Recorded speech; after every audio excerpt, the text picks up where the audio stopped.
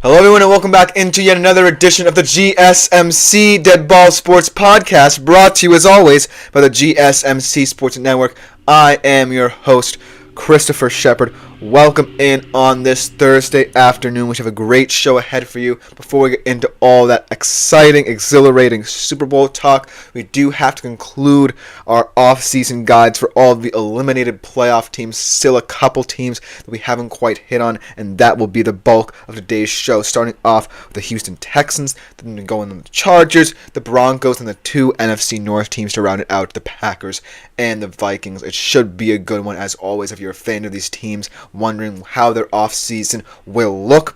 So you definitely don't want to miss today's show. But before we get into any of these offseason guides, I do want to remind you, as always, that if you feel so inclined and you haven't done so already, consider liking, following, and subscribing to the shows around the network, as well as the network itself, to better keep up to date with all our new content. But if you want to contribute and interact with our shows a little bit more directly, consider making yourselves available to the Super Chat, Super Thanks, and Super Stickers features here on YouTube. As always, a great way to get your opinions, any feedback you might have for the shows, any inputs you have on air. It's the best way to contribute and interact with the show. Like I always say, a little bit more directly. You can also do it through our website, GSMCpodcast.net. It just makes this show that much better, and shows on the network as well. And we genuinely appreciate whichever you choose to do, because tips and donations are also very much appreciated, as well as any comments you might consider leaving as well. But without further ado, let us jump right into our first segment of today's show, starting off with our first off-season guide. We're going to be talking about the Houston Texans, a team that certainly seemed like entering the season could enter the upper echelon of elite AFC contenders. Didn't necessarily do that, still made it to the playoffs, and in a home win that they weren't expected to have against the LA Chargers, they proved that maybe they would have something a little bit more. But then they ran into a buzzsaw, the playoff version of the Kansas City Chiefs, and ultimately made too many stakes to overcome on the road at Arrowhead in a loss to the Chiefs, in a game that they very well could have won if they didn't kick themselves in the foot. But I do think that this offseason, the Texans will have a lot more questions than answers because of this regression. They were expected to make it a little bit further this season, expected to truly contend in the AFC, and they shockingly regressed a little bit. C.J. Stroud, after a remarkable rookie season, did not necessarily look the same and had kind of a sophomore slump, as they always say. But most importantly, a huge part of this regression was this offensive line, and that's the first question that's going to be asked of the Texans that they're going to have to answer in this postseason. But I also feel like you're looking at a wide receiving core that's going to be looking pretty weird in this offseason, because you have Stephon Diggs coming off an injury, but it was also a free agent, and then Tank Dell also coming off an injury that's a little bit more complicated to come back from, that could see him potentially miss this season as well at the time he's already missed.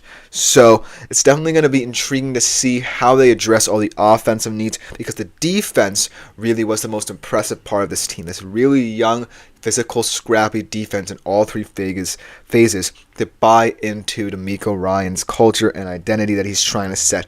But ultimately, what I want to address here with you is how they can repair this offensive line and really help C.J. Stroud out. Because remember, going into this season, offensive coordinator Bobby Slowick did want to develop a little bit more of a run game. They acquired Joe Mixon last offseason to help with that, and at times, it certainly felt like they certainly got that aspect of the offense going. There were a couple games where Joe Mixon looked like the bell cow back they wanted him to be. But because of the fact that they didn't really mix it well with the ability of C.J. Stroud to be a threat downfield, I feel that's where they ultimately came up a bit short. So, without further ado, let's just talk about how they can help address those issues and fix them properly, starting off with this offensive line, and especially the pass protection for C.J. Stroud. He was pressured on 35.8% of his dropbacks, and that was the fourth most in the NFL. He saw 52 pressures where a player came in unblocked as well. That was second most amongst quarterbacks in the NFL this year. So as you can see, even though Bobby Slowick said, we got to take pressure off Stroud, get going on early downs, so he's not forced to throw as often in third and long, third and medium situations. They didn't necessarily live up to that standard, even though you can say they made enough shoot additions in the offseason to help compensate for that. So really, what I want to see from this Texans team in the offseason, whether it be through the draft or free agency, is be aggressive in addressing the pass protection for this offensive line, because that was the worst aspect of this team. But then, I kind of feel like I mentioned before, an under-the-radar priority for them could be addressing this wide receiver room, right? Because we talked about both of those injuries and how they could impact the future of the Texans wide receiving core. Obviously, we don't know the extent of Tank Dell's injury just yet and whether or not it would extend into the 2025 season as a result. So that's something that we're going to have to monitor throughout the offseason. But then Stephon Diggs, his injury kind of complicates his free agency a little bit, because either it helps you as the Houston Texans to re-sign him because of that injury, because, he had a really good rapport in Houston to start off his career with them, but ultimately, I do feel like there needs to be a different tenor to this wide receiver room. And if they were to address it, it would have to come through the draft, because if they do re-sign Stephon Diggs, it definitely does not clear them many pathways in free agency for, say, being a viable player for Cooper Kupp's signature.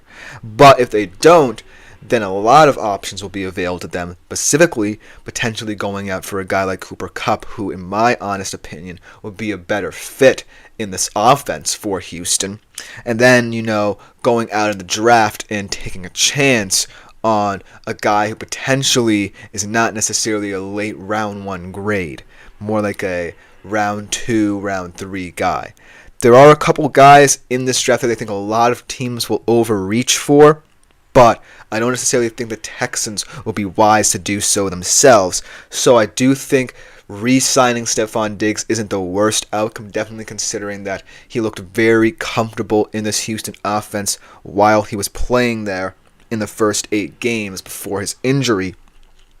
So I wouldn't mind seeing him resign, but it's definitely something to think about should that injury complicate things a little bit, because they can have a lot of opportunities available to them should they move on from Diggs. But the Dell injury definitely worries me a little bit more, just because you don't necessarily know the status of this injury. You don't know the extent of this injury, more importantly, for Tank Dell, and you don't know whether he's going to miss an extended period of time to the point where you might be fretting about the wide receiver position a little bit more if you're Houston. But then, going into the draft, I think that there's definitely more of an offensive tackle, offensive guard market in this draft than, say, an elite round 1 wide receiver. And I know that a lot of people are saying, well, the depth thins out in this OT class and OG class as it moves down the board. And the Texans obviously are picking in the late first round. So I do feel like they're not necessarily going to get, quote-unquote, the most elite offensive line prospect, but they are going to get a really stout one as well.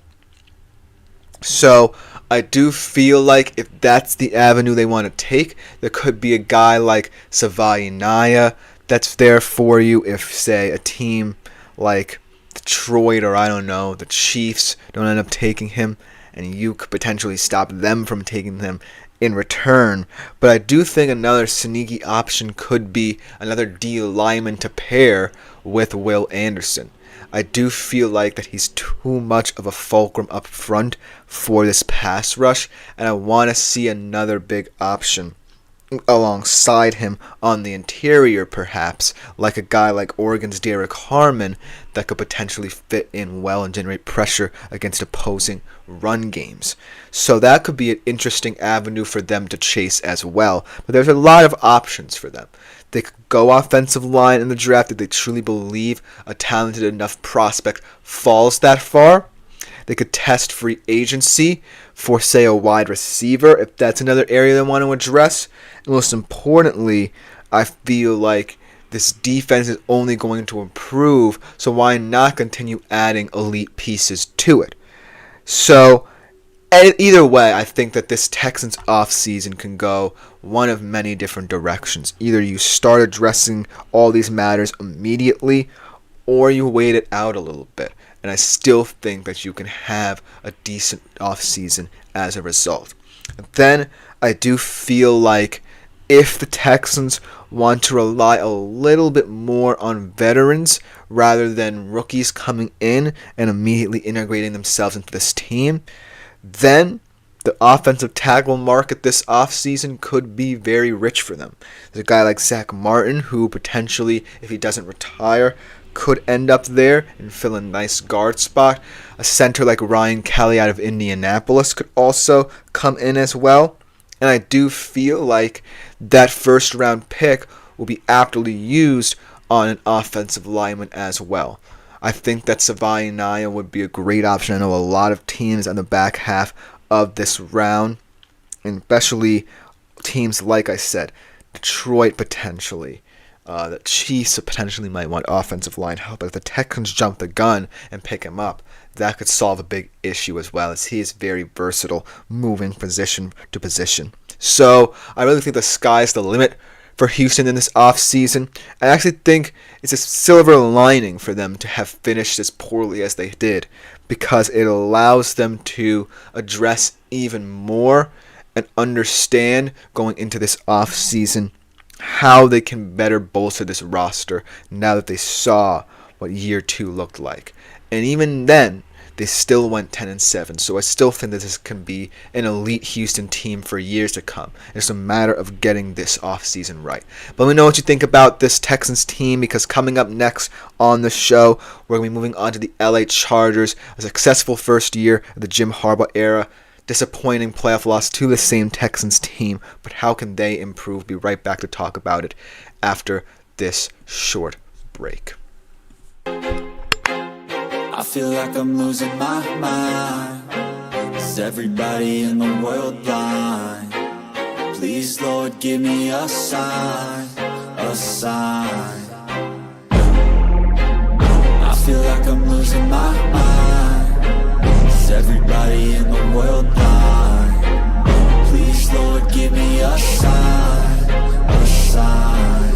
I wanna be the greatest. Everybody on the fake shit. I look around and feel like everybody is the fakest. I make this every day and I'm impatient, hoping one day I blow up from the basement. Statement, the top is so vacant. I don't hear shit that I think is amazing. Waiting for my day when I'm playing sold out shows for 1,000 faces. Hey, give me that crown, get in my way and to be put down. It ain't your place, all this my town. If I want that shit, then I'll get it right now.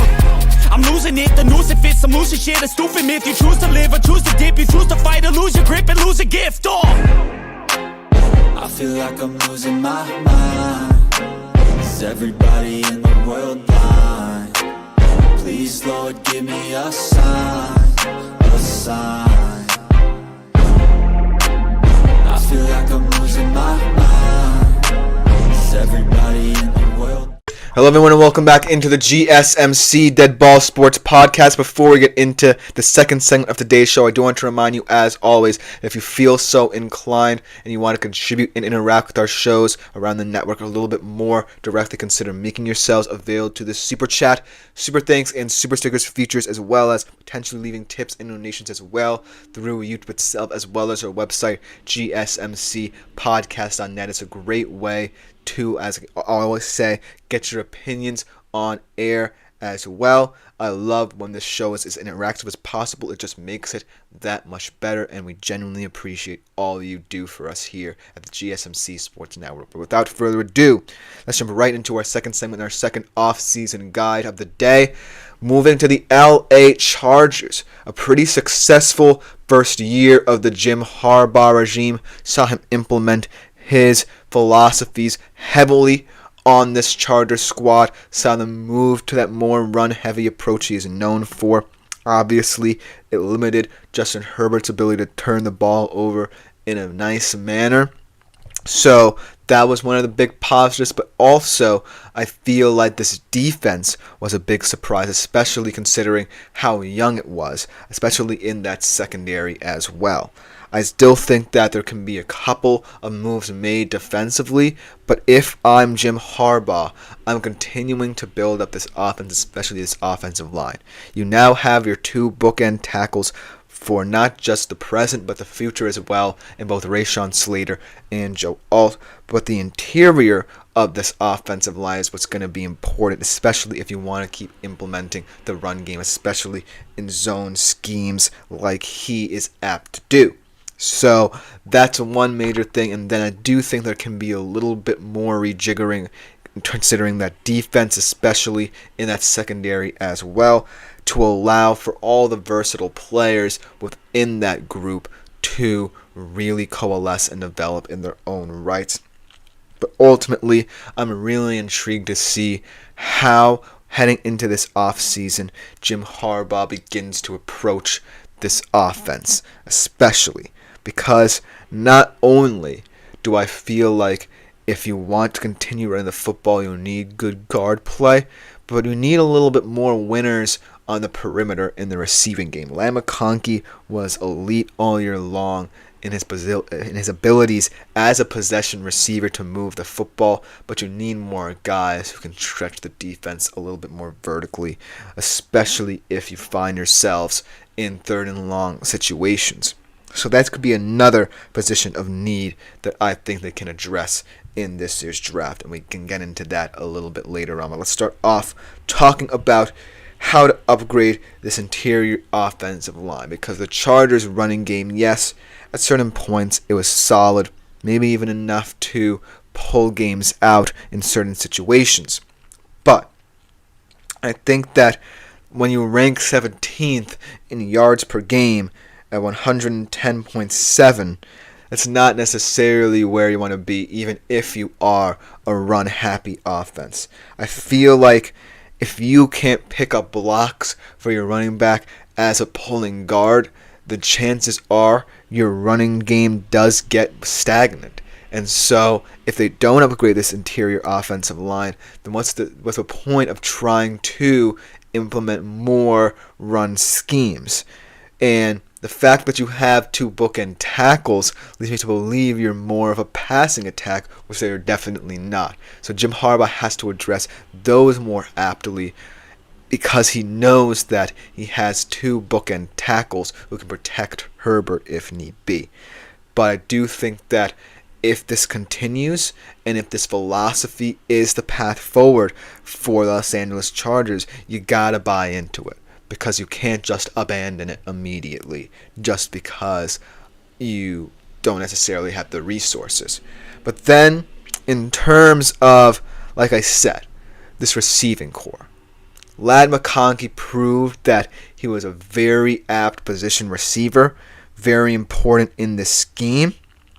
But ultimately, I want to see a winner in terms of verticality, someone who can stretch the defense, someone who can run the seams potentially. And I think that would be fantastic and very, very appropriate if Jim Harbaugh reunites with his buddy Colston Loveland from Michigan and they draft him and implement him in this roster. Because having a pass-catching tight end is very vital in a run-heavy offense, especially when you need someone to move the sticks on third and manageable situations. And Colston Loveland isn't just your typical pass-catching tight end. He can stretch the defense in line, in the seam, and really is a very talented player, especially when you want him to win over the middle. So I think that opens up a lot of avenues for this wide receiving core, especially because of the abilities of a guy like Ladd McConkey as well. Allows him to get more open in certain routes. Potentially allows for Quentin Johnston to have more opportunities as well, not just over the middle, but in terms of verticality. So I do think the diversity of this wide receiving core, not just this tight end core, would get even more better. I don't know why they're double positive there, but ultimately it would get better if a guy like Colston Loveland, who can really alter how an offense looks in the passing game, comes to them through the draft. But ultimately, in terms of addressing this offensive line, I feel like you can have a lot of options available to you in free agency if you're the Chargers. I feel like you drafted your bookend tackles, but it's harder to find an elite guard in a draft. So I would, if I were them, address the guard positions in the interior of this offensive line specifically through free agency. Guys like Will Hernandez, Mekhi Becton, Aaron Banks all make sense since you have a lot of cap space with $91 million. You definitely can make a lot of moves and wouldn't necessarily have to be too aggressive or overpay or overcompensate for these players. I feel like all of these players are at a point in their career where they're constantly improving and they may not have even reached their peak. And so that's why I think this Chargers team should not be hasty in the draft. Because if you try and draft guards rather than tackles who feel more complete coming out of college than guards because of all the movement along a college offensive line compared to an NFL offensive line, you're going to have to hedge your bets on the free agent market. And it's luckily that there are a lot of options there for you available who are versatile in their own right. But then let's start talking about this defense, because I feel like the offense is simple to improve. Try and get Colston Loveland on draft night and then look to free agency to improve the interior offensive line. But the defense is a little bit difficult because you have a lot of talent in your secondary, but you need to make sure that continuity is integral and development is integral as well. And I think an under-the-radar move that they'll make is re-signing safety Elijah Molden, who ranks second amongst DBs in tackles and interceptions, to the point where he broke his leg in Week 17. So I do think that even though he's not the most integral part of the secondary, it allows a defensive coordinator like Jesse Minter to move around the most versatile player in that secondary, Derwin James, to do a lot more work playing nickel, because it brings him closer to the line. He creates a lot more coming downfield, coming downhill in the backfield, and I do feel like that is very impactful if you're the LA Chargers because of what diversity this secondary brings week in, week out. You have a lot of guys who play well in coverage, but you have a guy like Derwin James who likes to come downhill and wreak havoc. So if I'm them, I'm reciting safety Elijah Molden, not necessarily because he's the best player or defensive back in that secondary, but he allows defensive coordinator Jesse Minter a lot of different ways to manipulate his defense. And I really like the tenor of that, because last year, Derwin James, coming off a couple injuries, hadn't really seen steady improvement over the first couple of years of his career. Finally returned to that all-pro level at 5.5 sacks, a career high for him last season. It just goes to show that you kind of need the depth necessary to sustain special players in this defense like Derwin James. Speaking of special players in this defense, but particularly aging players as well, let's talk about how they might try and navigate this Khalil Mack situation, whether or not they re-sign him. He took a pay cut last year to stay on this team, and he did get a guarantee this year that he would not be franchise tagged, and that leaves a lot of different avenues on whether or not he can be extended and whether or not they let him go. But he does turn 34 next month. So I do think that there are one of two options where LA can pick up a young D lineman in the draft potentially, or look to sign him on a short-term deal. Because if you promise a player he's not going to get franchise tagged, and this player seemingly is willing to play for you for however long is necessary, I do think that an agreement can be made because he is one of, if not your most talented linebackers and front seven talents as well. And you really want to hammer home that this pass rush isn't fading out, because they are an elite pass rush when everyone is healthy. But you do have to consider, or start to consider if you're at LA, the age of Khalil Mack and decide whether or not you want to take a chance in this very deep defensive class on a young talent, because that's what you did with your offensive line to an extent. Find bookend tackles and then start addressing guard positions which are harder to come by through free agency. If you know they want to do that from the defensive perspective, then maybe you cut ties with Khalil Mack, start to build from this linebacking group down, and then you could have a much younger look to your front seven, and then as well as your secondary, where you already started to get younger there as well, with guys like Still and Hart. So I'm really intrigued to see how they navigate that situation because of what they might be trying to do in terms of getting more youthful. But let me know what you think of this Chargers team in off-season, in free agency, because coming up next we transition to another team, the Denver Broncos, really coming very far ahead in their rebuild. Bo Nix turning out to be an elite QB. Well, not necessarily an elite one, but still a competent one after a rough start to his NFL career. But let's see how they can improve on this season and try and bolster their roster as much as possible while Bo Nix is on a team-friendly deal. You don't want to miss it right after this short break. Looking for your daily fix of sports talk without having to pay for it? GSMC Sports Network is available on YouTube. Just search GSMC Sports Network. Get your fix of daily sports talk shows on YouTube, absolutely free. NFL, college football, NBA, MLB, MMA, UFC, fantasy football, and so much more. GSMC Sports Network has shows running all day long, with new sports shows starting every 2 hours. Just like on your favorite cable sports channel, except GSMC Sports Network is absolutely free. Hello everyone and welcome back into the GSMC Dead Ball Sports Podcast, and we're going to keep moving along on today's list of off-season guides to a team that really shocked a lot of people to a certain extent. A lot of people thought that maybe they might have a shot of improving on their Russell Wilson era, but not to the extent where a rookie quarterback like Bo Nix could lead this team to the postseason. But alas, they did, and it proved that this Nix-Payton connection and development could be further along than people thought.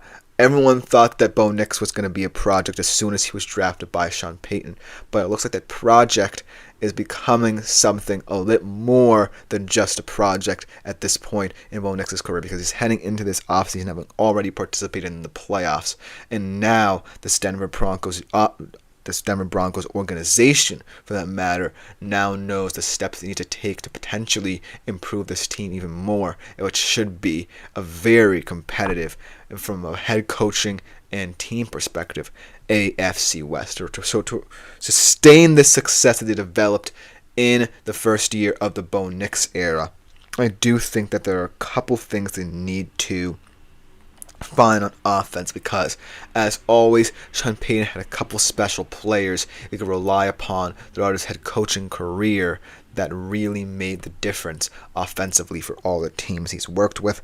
And then on the defensive side of the football, I do think that this no-name unit really came together under Vance Joseph and really blossomed one of the best, perhaps most underrated defenses in the entire NFL. So I love to see them have some continuity to them. I know they have a couple players on expiring contracts, so I definitely want to see this defense continue to show signs that they can become a true unit to be feared in the NFL. But ultimately, really intriguing team to analyze here, because no one thought they would be in this position where we talked about them as a playoff team with few and far between concerns in a rookie year for a quarterback heavily expected to be a project under Sean Payton's tutelage. So without further ado, let's jump right into analyzing this Denver Broncos team, because I do think that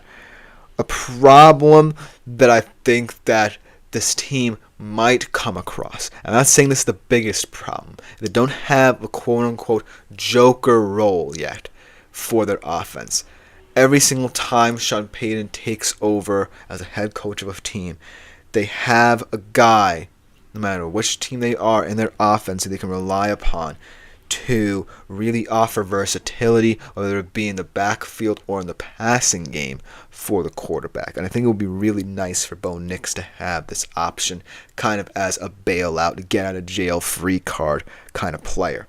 Because in New Orleans, you had a guy like Alvin Kamara, you had a guy like Reggie Bush and Darren Sproles in his early years, and he had thought that potentially a guy like Greg Dulcich would blossom into one of these kind of players, but it's not working out, so they need to continue to try and find potentially a guy that could be Bo Nix's get out of jail free card, as I call it, and it could come in the draft, because while I do think that Marvin Mims could be a very special player, he's too valuable in the downfield passing game for him to be wasted in terms of potential motion opportunities and concepts for Bo Nix, because I think that Bo Nix's arm strength is going unsung here and underappreciated, and I do feel that elements of the downfield passing game need to come to fruition a little bit more in year 2 for Bo Nix, but I do think that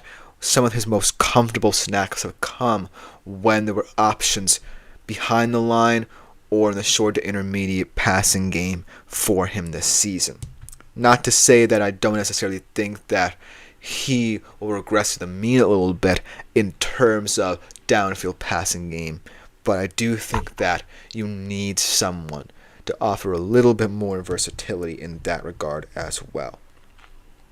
Then, I do feel like if I'm the Broncos and I want to embrace something from this season and want to take away something from this season, I want to say that the young players truly have the chance to step up for us throughout the future of this franchise. I do feel like guys like Bo Nix, Vele, Ellis were all unsung heroes for this team, and without them, this could have been a very different Denver Broncos season.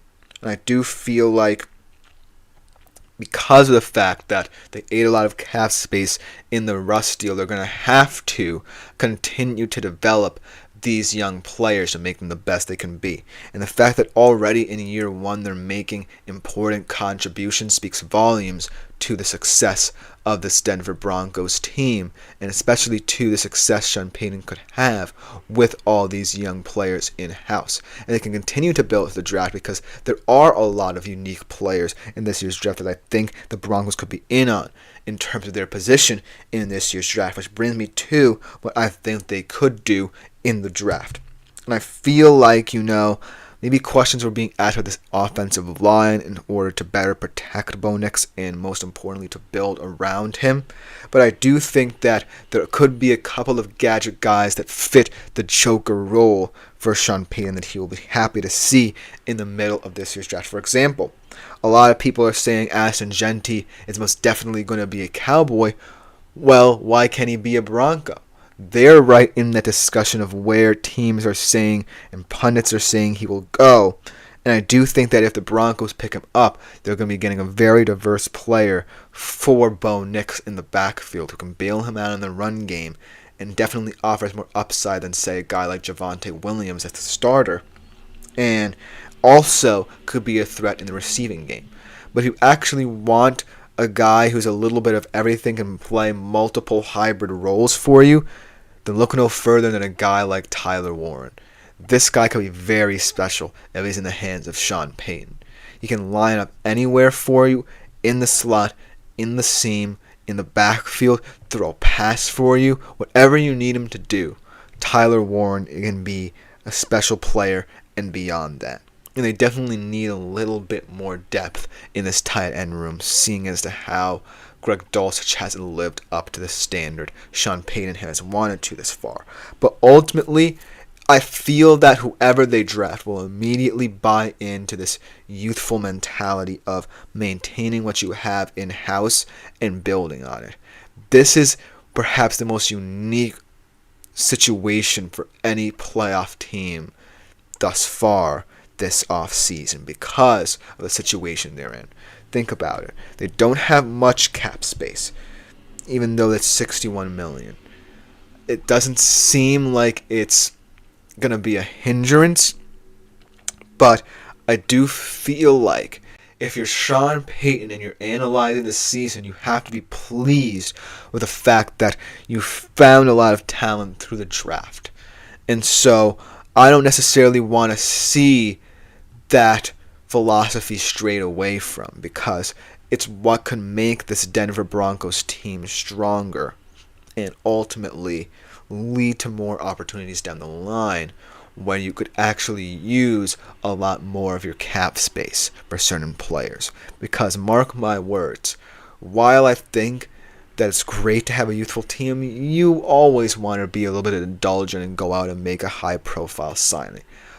But for now, if I'm looking at the Denver Broncos long term, I feel that continuing to build in-house and through the draft is the best pathway forward, because it keeps this team cheap, it keeps this team young, and most importantly, it keeps this team continuing to improve to the point where a season that wasn't expected to be as prolific as it was then leads to years of contention in not just the AFC West, but the entire NFL. Because not a lot of teams right now are building to the draft. And I feel like if the Denver Broncos zig where other teams zag, it's going to work out in their favor. But I do think that in terms of this offense, there's a lot of things you can do. You can build to the draft. There are a couple guys out there in free agency, guys like Dowdle, potentially Aaron Jones if he's available, who could get valuable touches in the backfield for you. But there are more versatile players, in my opinion, in the draft, and especially in the middle of the draft, where Denver is picking. So if Genty or Warren fall to them, I would not be surprised in the slightest if Denver picks them up, because they could have a lot of fun in year 2 of the Bo Nix era, should a guy like Genty or Warren fall to them. Now let's address this defense. Not too many issues here for the defense. They could re-sign a guy in DJ Jones, who was pretty valuable this year. Not necessarily the most valuable player, but they have been very proactive in re-signing key players. They locked up Pat Surtain a couple of years ago, Garrett Bowles. And I do think that Denver's rushing defense went understated last year. They might want to continue that because they know they have the elite secondary for as long as Pat Surtain stays there. But ultimately, I do feel like embracing the mentality of a team that's young, especially in a division that, yes, is going to be difficult to compete in, year out, because it's one of the great divisions in terms of the teams within it. But most importantly, now the head coaches, now that Pete Carroll's, now that Las Vegas Raiders head coach, I do feel like being the youngest team of this bunch gives you a lot more opportunities. And the fact that you were able to make the postseason in the first year of the Bo Nix era has to be thrilling and really exhilarating for the Denver Broncos franchise. Because A, they found a guy in Bo Nix that they know they can potentially depend upon for the next 5 to 10 years, and it's only going to continue to grow.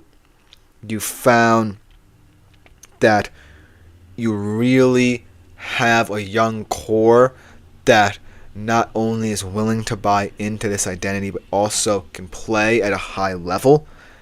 And you have a head coach who knows what he wants in terms of special players and is willing to go out in the draft and take risks on guys and turn them into superstars. So I'm really intrigued to see how this Denver Broncos offseason plays out, perhaps more so than any other playoff team, just because they got here in a timeline that a lot of people did not think they would, and they still have a lot of room to improve, especially with these younger players. So let me know what you think in the comments about the continuity of this Denver Broncos team. Because coming next week, transition over to our final two playoff teams coming from the NFC North. First, the Packers, right after this break, and then we conclude with the Vikings. But let me know if you're a Broncos fan what you think about my off-season analysis or have any opinions yourself, because coming next we're heading to the NFC North to talk about the Packers and Vikings. We'll be right back after this short break.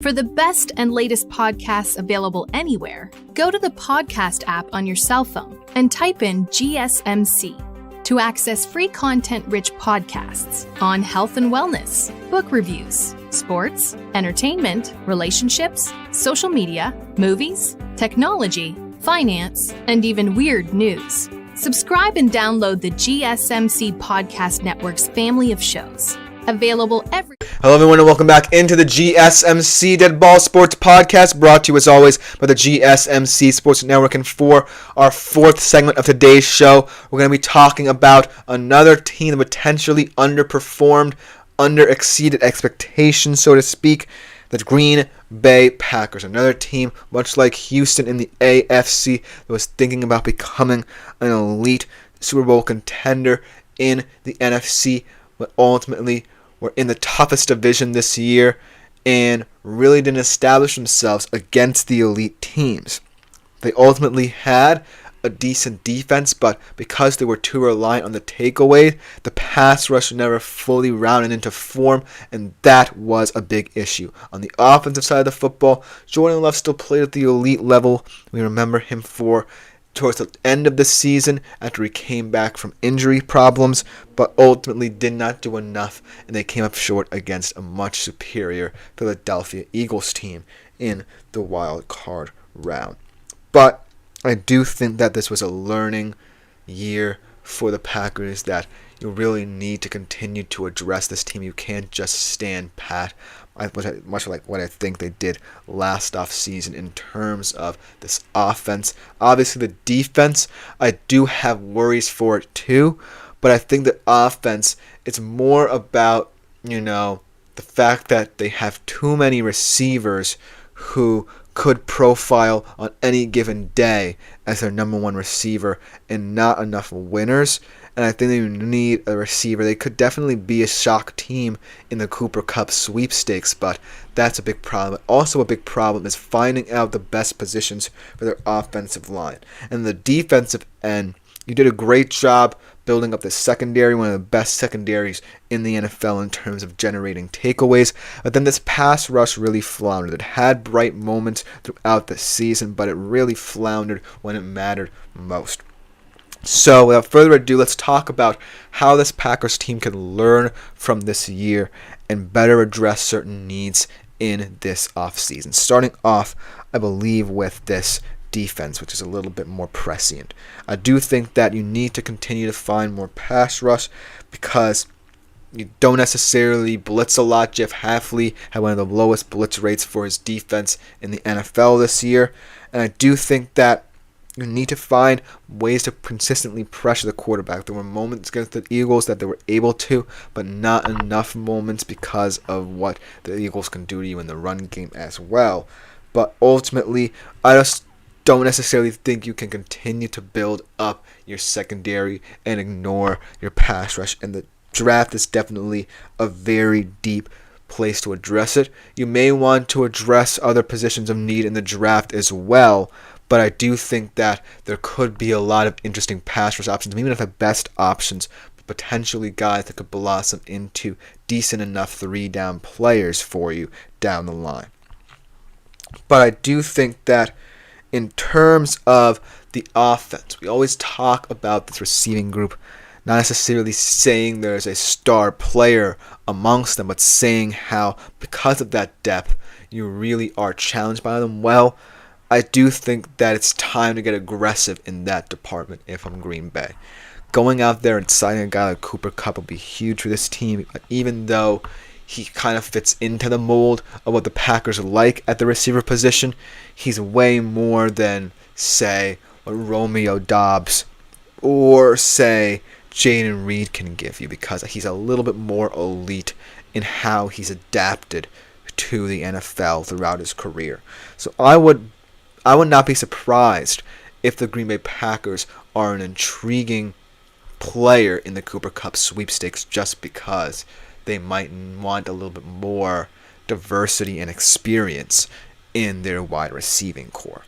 And let's talk about this offensive line, because it's an interesting area.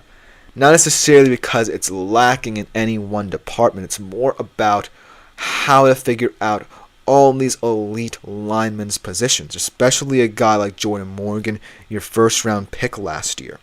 And he only played 186 snaps because of a shoulder injury last year.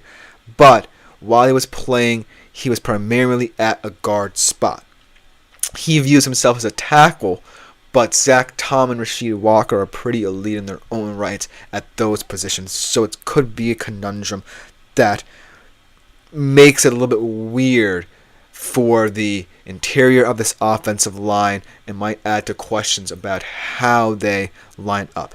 And it's why right now they're a little bit apprehensive in wanting to re-sign their center, Josh Myers, because they don't necessarily want to waste Morgan anywhere, and they certainly don't want to stick him in a position that he might be uncomfortable with throughout the entirety of his NFL career. So they could have some movement along this line as the offseason goes on, whether it be, releasing a guy like Myers, taking a chance on someone in the draft. You could see a lot of movement along this offensive line as well. But if I were the Packers GM, I would want a little bit more receiving help, and then the offensive line will, for lack of a better term, fall into line, no pun intended, by itself. But then, here's what I think the Packers are going to do in terms of the draft, because the draft could be very interesting, especially for this Packers squad, because you feel like you have the important things addressed, your O-line, your secondary, but there are never certain places where you feel too confident. And that's why, even though one of the big primary priorities this Packers team has going on in the offseason is finding pass rush, I would not be surprised if cornerback stands out for them as a potential need. Eric Stokes is a free agent, and he never really was a good Packer to begin with. Jair Alexander is someone who is always going to be seen as an elite cover corner, but is often injured. So I could see the Packers surprising everyone, not necessarily addressing the pass rush in the draft, potentially taking risks in free agency, but ultimately going for the cornerback spot and trying to get younger at the position. But in terms of the cornerback spot, I do think that this could be the most prolific position in this year's draft class because of the versatility of a lot of these guys. For example, a guy I'm all familiar with as a Texas Longhorns fan, Jahdae Barron. Very elite in whatever you need him to do. He can help in run support, elite in coverage, loves playing man-to-man, not afraid to be a vocal leader in any given system.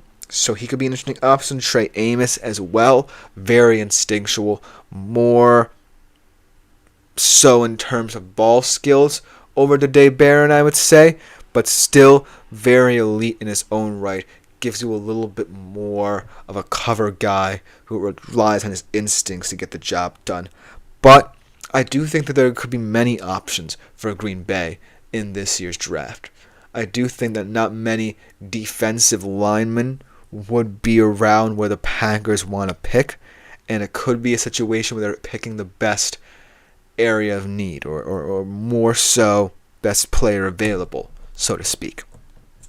But I do think that in terms of improvement, there are many ways and many avenues the Packers can address their defense, just because, the corner situation might get a little bit shaky, but you also want to keep in mind what should be your top priority, which is pass rush. But then, I do think going back to this offense, if, you're not necessarily in on the Cooper Kupp situation, then you could be in on guys like T. Higgins and Garrett Wilson, potentially, who are in the final years of their deals and might be frustrated with how their contract situations are planned out with their respective teams that you could be in on. T. Higgins is going to be a very hot commodity, and I feel like if the Packers were to try and trade for him rather than just wait for him, I think they could send over a decent enough package with a guy like Romeo Doubs, who is an underrated receiver from their roster in his own right, to the Bengals, and that would be a happy kind of situation for both teams, win-win for both of those teams. But I do think that ultimately there are a lot of frustrated wide receivers, like guys like Garrett Wilson, and saddeningly for me, a guy like DK Metcalf potentially, who could pop up in free agency as well, that the Packers could take advantage of and could be able to send a nice deal and a package to that team in return. But I do think that first and foremost, you're going to have to decide who to part with in this very deep receiving room. Because Dobbs could be a popular option, but I do think that he proved to be a very, very valuable asset down the stretch for this Packers team. And looking at the tenor of this receiving core, no one has performed badly to the extent where you would be completely comfortable sending them away in a package. And that's the unique nature of this Packers receiving unit that puts you in a bind in terms of going out and getting a true wide receiver one that wins matchups consistently. So I feel like the Packers can address the situation, but how they go about it and who they decide leaves is going to come down to who you value. And if it's a guy like T. Higgins or Kupp in the market, then you have an opportunity to offer them the best package. But you have to make sure that you're comfortable with sending away certain assets just because of the depth of that receiving room, if you get what I'm saying. But overall, if I'm looking at the Packers heading into the offseason, it's not necessarily too many issues to worry about.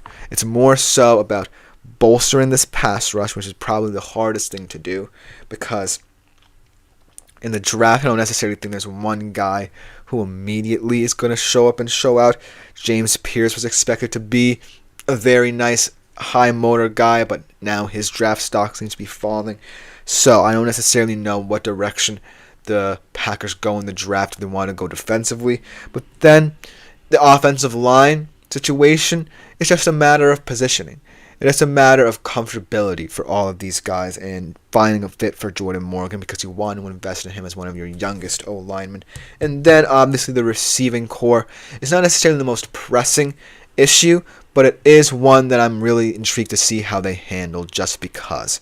But let me know what you think in the comments below about this Packers team, because coming next we transition to our final team we're going to be talking about in terms of offseason guys, our final NFC North team. We're going to be talking about the Minnesota Vikings and all the chaos that can ensue with them.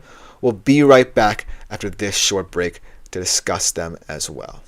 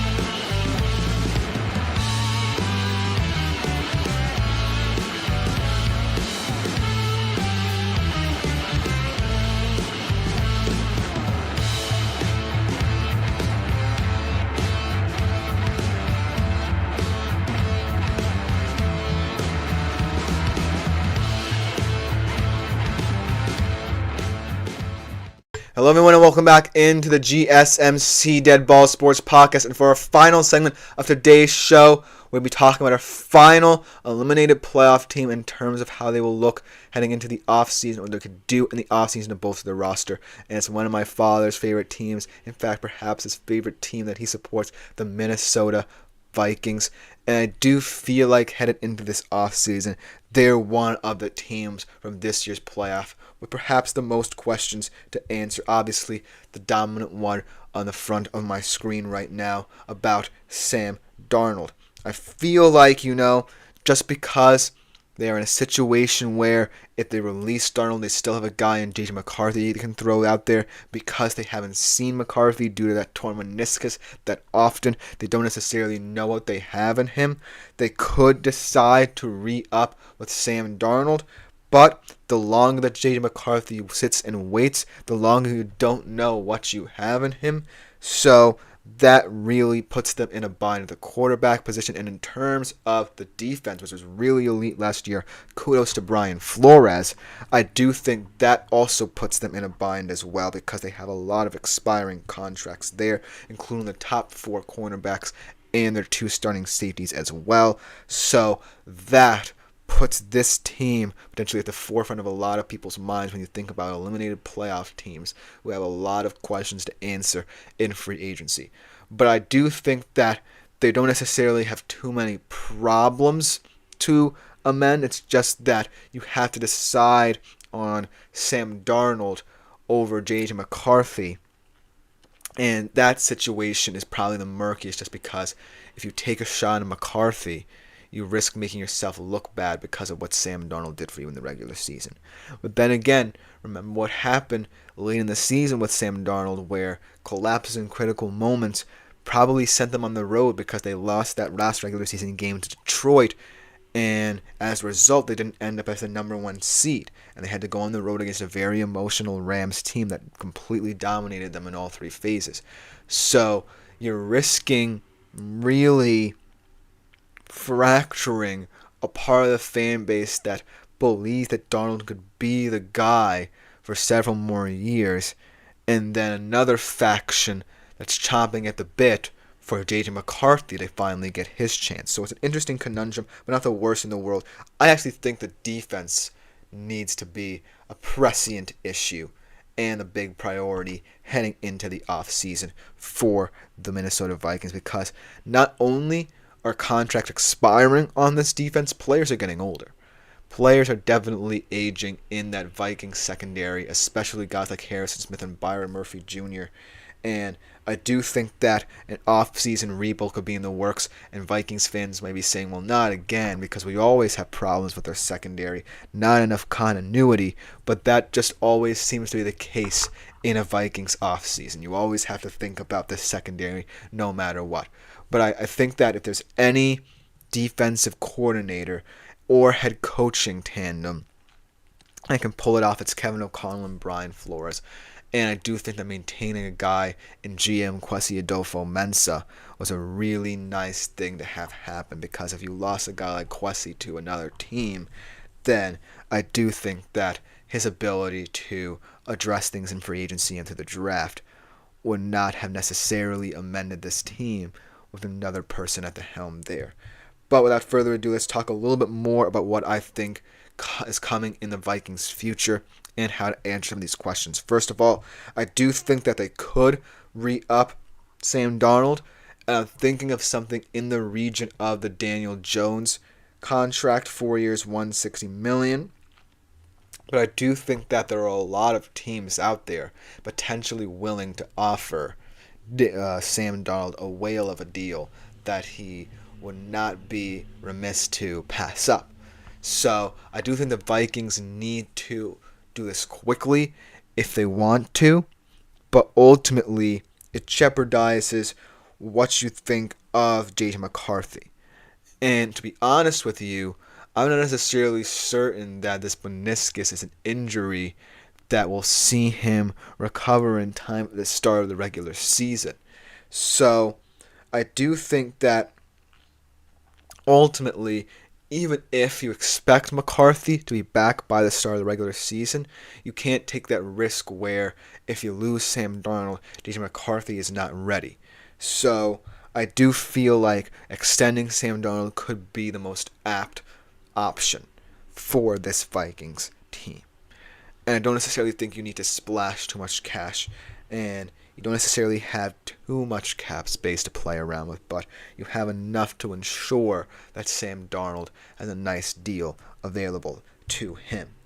But let's talk about this defense here, because I think that the fact that it's a constant issue for the Minnesota Vikings to find continuity within their secondary is pressing, but also not necessarily a worse situation because of the fact that they've always been able to find young guys, whether it be through the draft or in free agency, to step up for them, especially guys like Cam Bynum and Josh Metellus this year, who are very versatile in their roles in the Minnesota secondary. But I feel like if that's going to become a concern, then getting younger isn't the worst thing in the world. But also the fact that these are veteran guys who stuck with you for several years, guys like Harrison Smith, Byron Murphy Jr., I feel like you might want to re-up them for that veteran leadership should you want this team to take a younger bent in the future. So I don't necessarily know if they're going to fully head into the offseason expecting to lose multiple guys, but that could be the case, but at least retaining one of them. Maybe a guy like Stephon Gilmore, who you just signed and you want to see more out of, and still has some potential left in him, in my opinion. Could be an interesting avenue. But in my opinion, I feel like another quote-unquote failure for this Vikings group is finding front seven depth. And I think that, it showed in how Brian Flores attacked defenses. He blitzed very often, going to show that he relied more on, say, his linebackers and his blitzing safeties to get pressure on the quarterback, perhaps, than any one defensive lineman. And that's an issue because you went out and got Dallas Turner in the draft. You thought he was going to be an elite addition, but then ultimately he did not produce as much as you wanted him to. So that could be something that I feel like the Vikings could address and feel out the whole secondary situation, because there still are a lot of young depth pieces within your secondary, and you're not too worried about, say, a guy like Harrison Smith perhaps leaving, or a guy like, say, Shaquille Griffin, because you have depth and youth, most importantly, in that area of the field that you wouldn't necessarily be too hard done by if you don't resign either of them. But ultimately, I do feel like if they look for the defensive lineman in the draft or defensive tackles, Walter Nolan could be an interesting scheme fit from the interior. His versatility that has not gone unnoticed by me in the college ranks because of his abilities to get off the line quickly, and I think that his firstness quickness will be especially appreciated by Brian Flores and will work like a charm when he blitzes, because now you get more interior pressure from the middle of your defensive line rather than having to rely on all three phases to get consistent pressure. Because while I do think that the Vikings, very similar to the Packers, heavily rely on their secondary, there need to be more options, more multiplicity up front for this unit. So I do think that while the secondary is going to have a lot of situations to figure out, especially if a lot of these guys leave, I still think that the interior and the edges of that defensive front need to be addressed as well, because you didn't necessarily hit too much on a lot of options. I like, the additions of Greenard and Van Ginkel, but Van Ginkel's a linebacker and Greenard is just one guy, and then you drafted a guy in Herner who didn't turn out correctly and did not play like a superstar you expected him to be in his first season. So that could be something that comes to the light a little bit more than the secondary discussion, because, like I said, I wouldn't be too concerned if I'm a Vikings fan about the secondary, because now I'm starting to see a lot more of the young players who were disappointing early in their career step up and feel like they're ready to assume the roles of leaders in this defense should a lot of these pieces leave. But ultimately, the big question of the day here, will they resign Sam Darnold? We answered that. I do think that they ultimately will. He played too well to not at least consider bringing him back. We talked about the secondary. We talked about how Nolan could be an interesting potential pick in this year's draft just because of what he brings from the interior, potentially as an edge rusher as well. So I do think that if you're the Vikings, it's definitely not the worst situation to be heading into this offseason, but it's certainly one with a lot of pressing questions.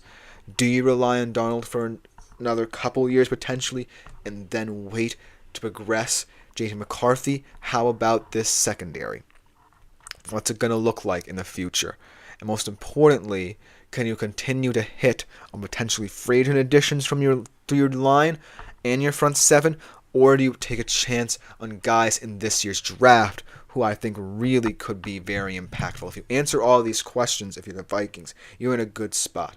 You're not a spot where in a very tough NFC North you come out as the front runners, but you're still in a position where you now understand the quality of this team from the outside in.